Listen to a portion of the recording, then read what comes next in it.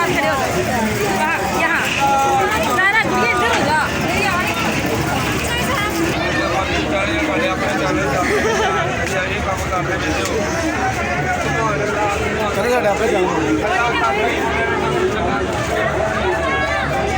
यादगार माशाल्लाह बहुत रात वक्त आए हैं। अस्सलाम वालेकुम मेरे प्यारे बहन भाइयों, क्या हाल? उम्मीद करती हूँ कि आप सब ठीक होंगे। अल्लाह के फजल व करम से होंगे, जहाँ भी होंगे खुश होंगे। अल्लाह आप लोगों को अपने मान में रखे। और इसी छोटी सी दुआ के साथ हम करते हैं आज का ब्लॉग शुरू।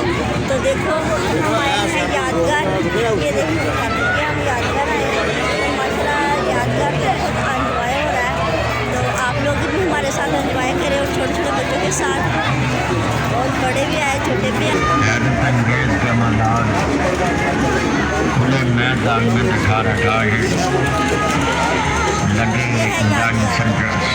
देखने की तमन्ना हर दिल करे, जिसे देखने की हसरत दिल में रहे।